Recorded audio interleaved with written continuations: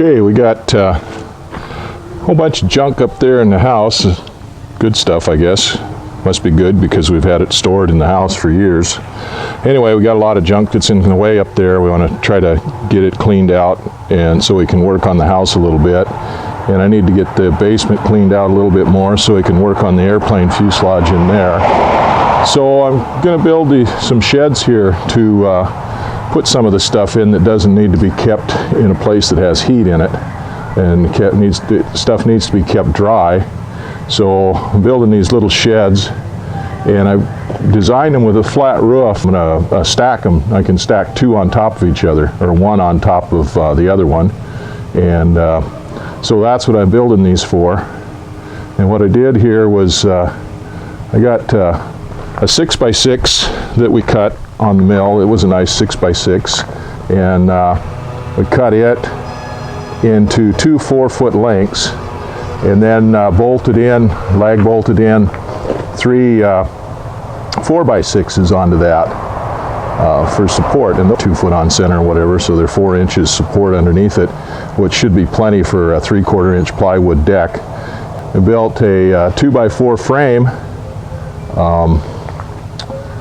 out of freshly milled, well, some of it's freshly milled wood, some of it's some stuff that I had left over from another project. All of the sides have inletted cross braces, diagonal braces on it. Like I said, the deck there is a 4x8 sheet of plywood, so the inside or the outside dimension of this is 4x8. And the back wall is a 2x4 stud wall, and I cut them 69 inches.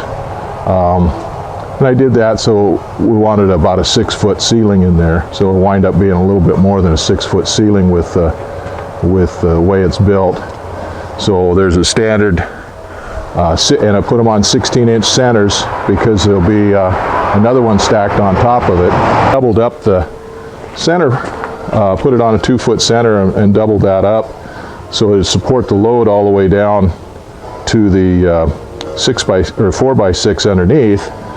But I changed my mind on the top there. I was going to put 2 or 3 4x6s up there for the load, but I got thinking about it and I don't really need it. Got 1-inch decking on that, and I don't need that third 4x6 in there because the ones being stacked on top of it will span those two 2x6s. They won't have any real load in the center of that.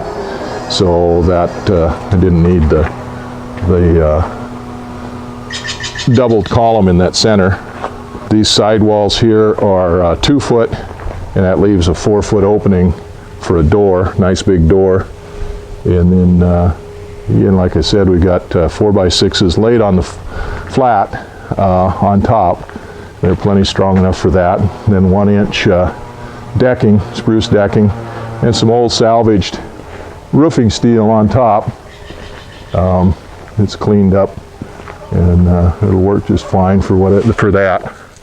So now the next thing we need to do is I've got a yellow cedar log on the mill that I'm going to mill up into 2x6s, 2x4s, whatever I can get out of it, and then I'll get it off the mill and I'll go see if I can dig out a spruce to mill out 1/2 inch, say 1/2 inch by 10s for siding on this thing, so we can get it closed in, and we'll build a door on it. We've got my son out there running the mill right now. He's cutting wood for the siding for this shed. I cut up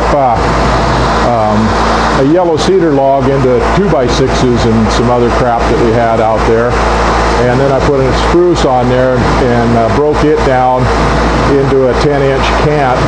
And so we've been taking 1/2-inch slices off of it for siding, and I run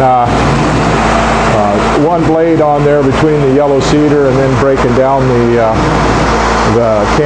log for the spruce, and that dulls those blades up pretty fast. So I had to change the blade while I was breaking the spruce down because it was starting to push on the rear guide roller. And I put another blade on to finish that up, and that one had to go through the bark layer a little bit, and then we did about half of this cant out there with it. And I took it off. I took the first one off and sharpened it up while I was running the second one. And then I've taken the second one off and put the first one back on. We're running it. And so the second one is done sharpening now. It's run through the grinder and it's not touching it anymore. So I'll turn it off and I'll come back in and deburr it. So that one's sharpened up good enough to be reused. This is what we've got so far off of here. These first two boards are not going to be any good. They've got too much rot on them. They can be cut down into something else. This one is fine. And then here's 1, 2, 3, 4, 5, 6, 7, 8, 9, 10. 10 more of them, which should be enough for 100 inches. So that's almost enough for one side. And here's Carl over here. We're cutting them 5/8 because you got to wind up losing 1/8 of an inch with the kerf, with the saw kerf. So if we cut them 5/8, then they wind up being a 1/2 inch finish size. And see, that's a pretty nice board right there. Oh, he's ready for another cut here. And I'll go put this one away. He's lining it up there now. We have a manual set work. I have to adjust it by hand or by eye. It's hydraulic, but you still have to set it by hand. And the valves on that thing stick, so it's a pain in the butt to set once it gets warmed up. When it's cold, it sets okay. And then we keep track of that.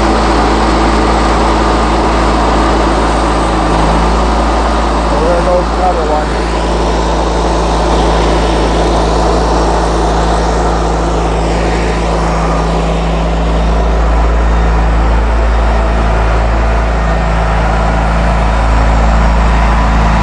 So this will be enough, more than enough for one side, the back side,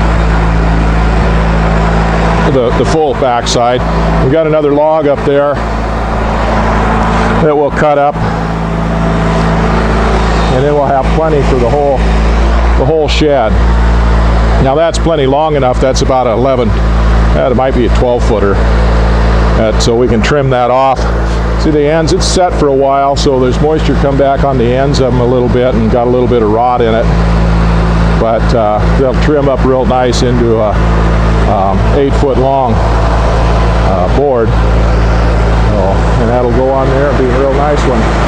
Oh, he's got another one done already. I better get my button gear so I can go get it off there. Well, I've decided to make a little bit of a change or modification to my shed. Had the two 6x6s put in, kind of splitting the difference there, so they wind up on the center line on the 2-foot line there, so the load could be transferred down to them in the middle.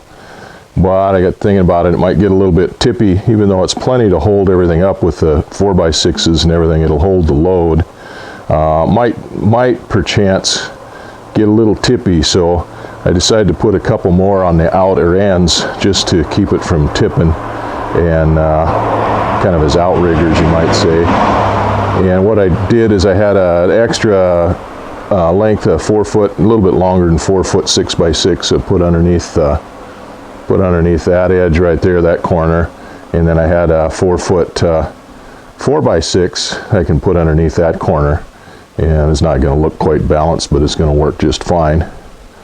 We milled up 2 logs for siding, bottom one plus those 2 extra pieces. 2 extra pieces aren't very good. They're got some rot in them and some wane on them, so then they'd be trimmed down into something else.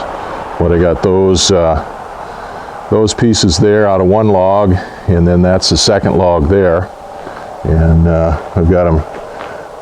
You can say those old logs that sit here for quite a while, so they pulled a little moisture in from the ends and is able to trim them back, the one back plenty to get it into real good wood. And the second one up there, it was an 8-footer, and it's just fine once we got it opened up. Yeah, I got a band around the base of the of the building, the platform, all the way around. And that's a 6-inch band. It covers up the 6-inch ends and stuff there. And then I started putting the siding up, sheeting up. Those are 10-inch wide boards, and I've got an 8-inch reveal on them. So they're going up pretty fast. There we go. So it's coming. Okay, here's one side all sheeted in. It's all nice and pretty. Put the boards up just the way they unfolded off the log. So just like opening up a book. Stacked them right up there. So that side's done. I got the marks on the other two sides, or the other 4 sides, I guess, if you count both sides of the door as a side. So that's what it looks like inside.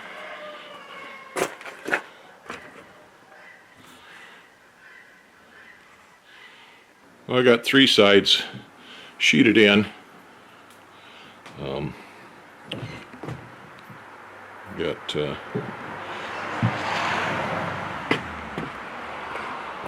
do the 2 sides for the door now. There's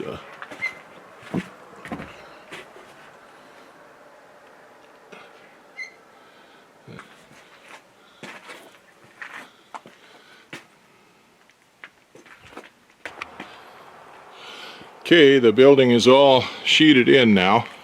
I still have to put corner boards on it to dress up the corners and build a door, but it's all sheeted in now. And we sawed those boards yesterday, cut them up, put them up. Trim out the corners of the shed here. I got the back side done last night. And did the front corners here this morning. I dug out some 1-inch 1x4s. I was going to use 1x4s to do that with, and I got to looking, and I had enough of those 1/2-inch boards that I could go ahead and I ripped those down and into 4-inch, well, 3.5-inch and 4-inch boards, and stapled them together as a corner molding, and that trimmed out those 2 corners. Now I've got to do the around the door opening, and I run out of 1/2-inch lumber, so got a log on the mill over there. We'll see if we can't use it and get something out of it. So I guess that's the next thing. I'll go get the mill going and get that log broke down there. Try to make enough flashing to go around that, flash out that door. I'm also going to need the field for the door itself. So yeah, that's a project for today. Yeah, I got the door trimmed out. Doesn't look too bad. Used some more 1/2-inch boards there that we just cut. I had a log there on the mill I was going to make 2x4s or 2x6s out of, and figured I'd make some 1/2-inch stuff out of it as I was cutting it down for that. But it was so pretty, once I started cutting, I just kept cutting it. So I've got enough to make my door panel now. I've got an idea how I'm going to do that now, somewhat of an idea. So anyway, that's what I'm going to start working on now, is a door. I got the door all put together and hung, and made it board and batten. Used the same 1/2-inch spruce that we used on everything else. These were cut 8 inches, and I had to rip one of them down to 3-inch strips for the sides, and then to fill in the field. So the field is filled in with what is there, 1, 2, 3, 4, 5 full 8-inch ones. Used a 2.5-inch batten on it, and it's a 4.5-inch batten on the edges to cover up the 3-inch batten and the nails that were used. 1x4s for framing, and they're just nailed together. Butt nailed them, or they're not butt nailed, they're lapped over, but they're just nailed together.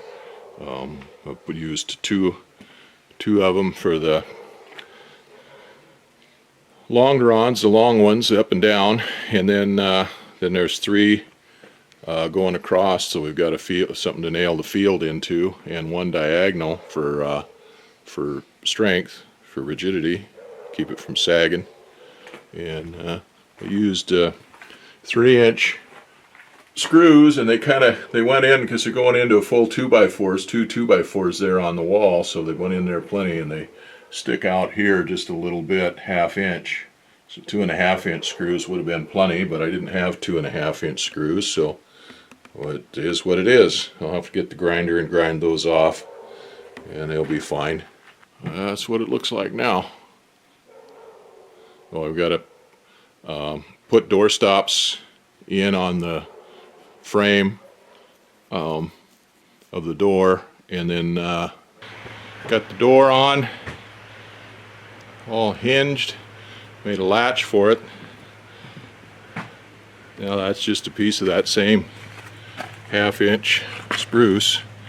Just put a lag bolt in there and pivot it, and there's the door open.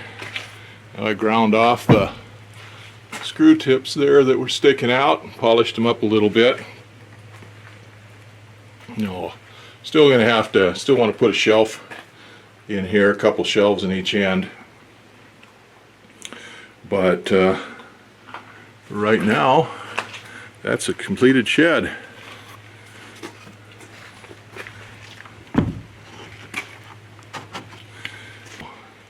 But there she is, one shed. Or about 4 logs.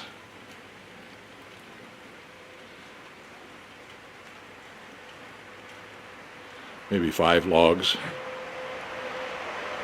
I guess I used one small log for all of the wood on that door and the trim pieces for the front corners, so that's 3 logs on just the siding, just sheeting between the door and the siding is 3 logs, and then there was probably 3 logs worth of wood in the timbers and the 2x4s. So that's how many logs it takes so we'll have, say, 6 logs, 7 logs to be generous. That's how many logs it takes to make a little 4x8 shed. Well, here's the finished cabin. There's the door, inside of the door. It's open, and it's 47 inches wide, a little more than 47 inches. And here's the inside of the cabin. The ceiling roof is 1-inch spruce boards, and there are 2x4s, the end walls, with the diagonals. The only things in here that weren't cut within the last week are those 2x4s on the far side. I cut those a few years ago, several years ago, and they were shelving in the basement. In fact, I think I cut those with the chainsaw mill. They were shelving in the basement until we redid the basement. So we repurposed them in here, and the floor is a piece of 3/4-inch plywood we bought a few weeks ago from some people that had it here in town on sale for a good price. The tin on the roof up there is stuff that we've salvaged over the years from it's just old tin that's been taken off of roofs for putting new roofs on buildings, or buildings that were tore down. So everything else, all the wood in here was cut on the sawmill fresh. It's all green and wet still. So the door swings pretty nice. It's pretty heavy right now. I didn't weigh it. I don't know what it weighs. Probably about 30 pounds or so. But it's going to weigh about half that when it dries out.